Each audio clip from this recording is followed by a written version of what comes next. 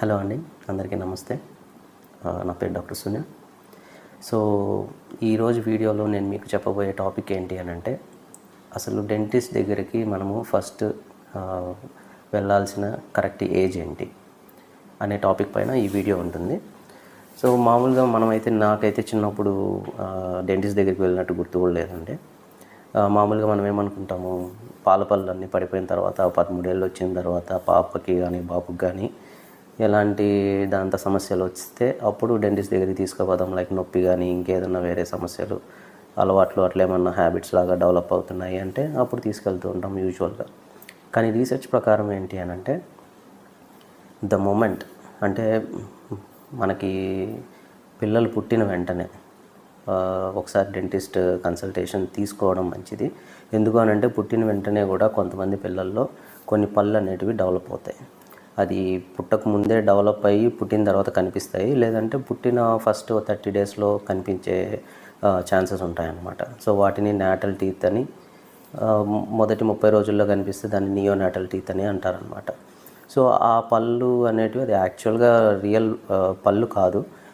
కొన్ని డిస్టర్బెన్సెస్ వల్ల, అంటే డ్యూరింగ్ ప్రెగ్నెన్సీ టైంలో మదర్ హెల్త్ ఇష్యూస్ రావడం వల్ల కానీ, లేకపోతే ఏమన్నా హార్మోనల్ ఇంబ్యాలెన్స్ జరిగినప్పుడు కానీ, ఇలా కొన్ని కారణాల చేత అది ఫామ్ అవుతుంది. అది ఒరిజినల్ టీత్ కాదు యాక్చువల్గా, ఎందుకంటే కంప్లీట్ రూట్ అనేది ఉండదన్నమాట ఆ టీత్కి. సో ఆ రకమైన ప్రాబ్లమ్స్ పుట్టిన వెంటనే కొంతమందిలో డెవలప్ అయ్యే ఛాన్సెస్ ఉంటుంది. సో అది బాబు, ఎందుకంటే రూట్ కంప్లీట్గా ఉండదు కాబట్టి బాబు కానీ పాప కానీ వాటిని ఇన్హేల్ చేసే ఛాన్సెస్ ఉంటుంది, డైరెక్ట్గా లంగ్స్కి వెళ్ళిపోయే ఛాన్స్ ఉంటుంది, లూజ్గా ఉంటాయి అవి. సో అటువంటి రిస్క్ని మనం అవాయిడ్ చేయడానికి ముందే వాటిని రిమూవ్ చేసేయడం అనేది ఇంపార్టెంట్. సో అందుకు పుట్టిన వెంటనే ఒకసారి కన్సల్టేషన్ తీసుకుంటే మంచిది. ఆ తర్వాత కూడా ఎప్పుడైనా కానీ ఫస్ట్ పళ్ళు ఫామ్ అవ్వడం, లేదా మనకి ఓరల్ క్యావిటీలో ఫస్ట్ టీత్ కనిపించినప్పటి నుంచి ఒక ప్రాపర్ షెడ్యూల్ అనేది ఉంటుందండి. టీత్ పడిపోవడానికి, అంటే పాల పళ్ళు పడిపోయి పర్మనెంట్ టీత్ రావడానికి ఒక టైం పీరియడ్ అనేది ఉంటుంది, అండ్ ఒక టైం టేబుల్ అనేది ఉంటుందన్నమాట. సో ఆ టైం టేబుల్ అనేది కరెక్ట్గా జరుగుతుందో లేదా పిల్లల్లో, ఒకవేళ పడాల్సిన టైం కంటే లేటుగా పడుతున్నాయా, లేదా ముందే పడిపోతున్నాయా, లేకపోతే పాల పళ్ళు అలాగే ఉండగానే పర్మనెంట్ టీత్ వచ్చేస్తున్నాయా, పన్ను మీద పన్ను ఇట్లా అంటూ ఉంటాం కదా. సో అలాంటి ప్రాబ్లమ్స్ అన్నీ ఏమన్నా ఉంటే మనము రెగ్యులర్ ఫాలోఅప్ కానీ చేస్తూ ఉన్నట్లయితే డెంటిస్ట్తో, ఇవన్నీ ఫ్యూచర్లో వచ్చే పెద్ద ప్రాబ్లమ్స్ని మనం ముందే అవాయిడ్ చేయొచ్చు. సో దాన్నే ప్రివెంటివ్ కేర్ అంటామన్నమాట. సో ప్రివెంటివ్ కేర్ అంటే మనకి ఏదన్నా ముందే చూసుకుంటే దానికి ట్రీట్మెంట్కి అయ్యే ఖర్చు కావచ్చు, ట్రీట్మెంట్ టైం కావచ్చు, లేకపోతే వేరే ప్రాబ్లమ్స్ రాకుండా మనం అవాయిడ్ చేయడానికి చాలా స్కోప్ ఉంటుంది. సో అటువంటి వాటికి అంతా ప్రివెంటివ్ కేర్ అనేది వెరీ వెరీ ఇంపార్టెంట్. అందుకు మీరు డెంటిస్ట్తో ఫ్రీక్వెంట్ ఫాలోఅప్, అంటే ఫస్ట్ టీత్ ఎరప్ట్ అయినప్పటి నుంచి ఓరల్ క్యావిటీలో కంటిన్యూస్గా ఎవ్రీ 6 months అలా ఒకసారి వెళ్ళి మీ దగ్గర ఒక కార్డ్ పెట్టుకొని, ఓకే ఈ ఏజ్కి ఈ టూత్ అనేది వచ్చింది, సో ఈ ఏజ్కి ఈ టూత్ అనేది ఫాల్ అయింది, పర్మనెంట్ టీత్ ఎరప్ట్ అవ్వడం స్టార్ట్ అయింది, సో కరెక్ట్ సీక్వెన్స్లో ఫామ్ అవుతుందా లేదా, ఒకవేళ కరెక్ట్ సీక్వెన్స్లో ఫామ్ అవ్వకపోతే కారణం ఏంటి, ఒకవేళ పర్మనెంట్ టీత్ ఎరప్ట్ అవుతున్నా కానీ పాల పళ్ళు అనేటివి ఒక్కొక్కసారి పడకపోవడానికి రీజన్ ఏంటి.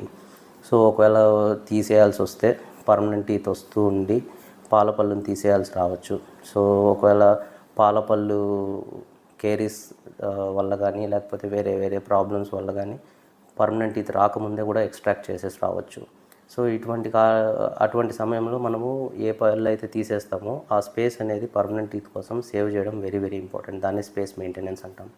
సో ఈ ప్రివెంటివ్ కేర్ మొత్తాన్ని, అంటే ఇలాగే మనకి పాల పళ్ళు అన్నీ కూడా హెల్తీగా ఉన్నాయా లేదా చూసుకోవాలి. ఎందుకంటే కొన్ని పాల పళ్ళు పుచ్చిపోవడం వల్ల ఏమవుతుంది అని అంటే, అక్కడ ఉన్న పన్ను డైమెన్షన్ అయితే తగ్గిపోతూ వస్తుంది. పన్ను డైమెన్షన్ తగ్గిపోతూ వస్తే ఏమవుతుందంటే, పర్మనెంట్ టీత్ సైజుని తీసుకునే అంత స్పేస్ అనేది మనకి నోట్లో పోను గ్రాడ్యువల్గా ఆ కేరీస్ వల్ల తగ్గిపోతూ వస్తుంది అనమాట. అందుకే పళ్ళ మధ్యలో మెయిన్గా కేరీస్ అనేది ఏమైనా ఫామ్ అవుతుందా లేదా చెక్ చేయడానికి ఫ్రీక్వెంట్ డెంటల్ విజిట్స్ అనేది వెరీ వెరీ ఇంపార్టెంట్.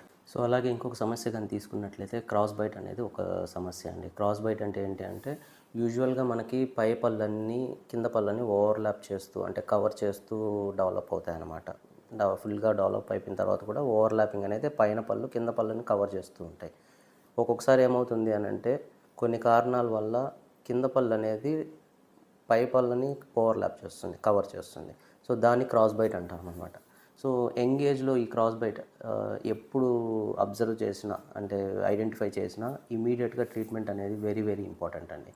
ఎందుకు అనంటే అది మనకి ఒక్కొక్కసారి గ్రోత్ అంటే మన దవడ ఎముకల గ్రోత్‌ని కూడా ఆల్టర్ చేసే అంత కెపాసిటీ ఉంటుంది క్రాస్ బైట్‌కి. ఫేషియల్ డెవలప్‌మెంటల్ ప్రాబ్లమ్స్ రావచ్చు, లేకపోతే కండరాల ప్రాబ్లమ్ రావచ్చు, లేకపోతే దవడ ఎముకల ప్రాబ్లమ్ రావచ్చు. చాలా మేజర్ ఇష్యూస్ అనేది డెవలప్ అయ్యే ఛాన్సెస్ ఉంటుంది ఫ్యూచర్‌లో. అలాగే గానీ ఆ క్రాస్ బైట్‌ని గానీ వదిలేసామంటే చిన్న చిన్న అప్లయన్సెస్తోనే ఆ క్రాస్ బైట్ అనేది ఈజీగా ట్రీట్ చేసేయొచ్చండి వెరీ యంగ్ ఏజ్‌లో. సో అది one of the potential treatment that we can do primary teeth ఉన్నప్పుడు.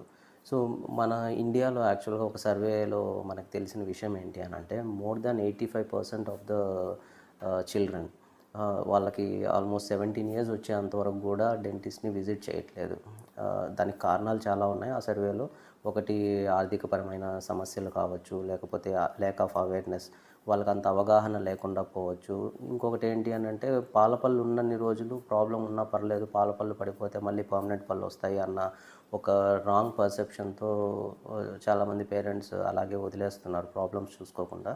ఇందాక నేను ఎక్స్ప్లెయిన్ చేసినట్లు అలాంటి ప్రాబ్లమ్స్ ఏ ఉన్నా కానీ ప్రివెన్షన్ అనేది చాలా తక్కువ ఖర్చుతో తక్కువ సమయంలో ఈజీగా క్యూర్ చేసేసే స్కోప్ చాలా ఉంటుందండి. సో అందుకు పుట్టినప్పటి నుంచి ఒకసారి చెకప్ చేయించుకొని పాలపళ్ళు డెవలప్ అయినప్పటి నుంచి పడిపోతున్న మనం ఆ ప్యాటర్న్ని రికార్డ్ చేసుకుంటూ అలా రికార్డ్ చేసే సమయంలోనే ఎవ్రీ టైం ఎగ్జామిన్ చేస్తారు కాబట్టి డెంటిస్ట్ వేరే ప్రాబ్లమ్స్ ఏమైనా డెవలప్ అవుతున్నాయా, హ్యాబిట్స్ కానీ వేరే ఏ ప్రాబ్లం ఉన్నా కానీ ఖచ్చితంగా నోటీస్ చేస్తారు రెగ్యులర్ ఎగ్జామినేషన్లో.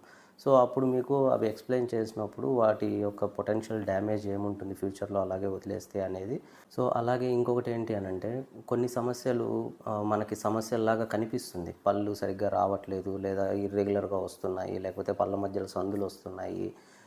ఇటువంటి కొన్ని చూసిన వెంటనే పళ్ళు నార్మల్గా లేకుండా, స్ట్రైట్గా లేకుండా ఎగుడు దిగుడుగా వస్తున్నాయి అని చెప్పి కొన్ని స్టేజెస్ ఉంటాయన్నమాట. అది వాటిని ఏంటంటే మిక్స్డ్ డెంటిషన్ స్టేజ్ అంటారు. మిక్స్డ్ డెంటిషన్ స్టేజ్ అంటే ఏంటి అని అంటే మనకి పాలపళ్ళు నుంచి పర్మనెంట్ టీత్ ట్రాన్సిషన్ జరిగేటప్పుడు అంటే మార్పు జరిగేటప్పుడు ఏమవుతుంది అంటే కొన్నిసార్లు కొన్ని పాలపళ్ళు ఉంటాయి, కొన్ని పాలపళ్ళు పడిపోయినాయి, పర్మనెంట్ పళ్ళు వస్తూ ఉంటాయన్నమాట.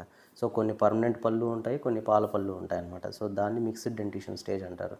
ఆ మిక్స్డ్ డెంటిషన్ స్టేజ్లో మనకి ఆ స్పేస్ని ఆక్యుపై చేసుకునే క్రమంలో డిఫరెంట్ స్టేజెస్ ఆఫ్ ఎరప్షన్ జరిగేటప్పుడు మనకి పళ్ళు ప్యాటర్న్ అనేది చేంజ్ అవుతూ వస్తుందన్నమాట. ఒక్కొక్కసారి కొంచెం పళ్ళు వంకరగా రావడం కానీ, పళ్ళ మధ్యలో పెద్ద గ్యాప్ ఉండడం కానీ ఇటువంటివి అబ్జర్వ్ చేస్తూ ఉంటాం. అటువంటి వాటికి యాక్చువల్గా గైడెన్స్ అంటే మనం జస్ట్ టీత్ అబ్జర్వేషన్ అనేది చేస్తే సరిపోతుంది. పెద్ద ట్రీట్మెంట్ ఏం అవసరం ఉండకపోవచ్చు. ఫస్ట్ పళ్ళు ఎరప్ట్ అయినప్పటి నుంచి ఒక టైం టేబుల్ పెట్టుకొని ఆ టైం టేబుల్ ప్రకారం మనకి పళ్ళు పడడం కానీ, పాలపళ్ళు పర్మనెంట్ పళ్ళు రావడం కానీ నోట్ చేసుకుంటూ ఈ మధ్యలో ఏమన్నా అబ్జర్వ్ చేస్తున్నప్పుడు ఏమైనా ప్రాబ్లమ్స్ వస్తున్నాయి అంటే అది దెన్ అండ్ దేర్ అప్పటికప్పుడు ట్రీట్మెంట్ తీసేసుకుంటే ఇట్స్ వెరీ గుడ్ అండి. So this is from my side, my suggestion. మీకు ఎలాంటి డౌట్స్ ఉన్నా కానీ కమెంట్ సెక్షన్లో పోస్ట్ చేయండి. I'm happy to answer to those questions. Thank you.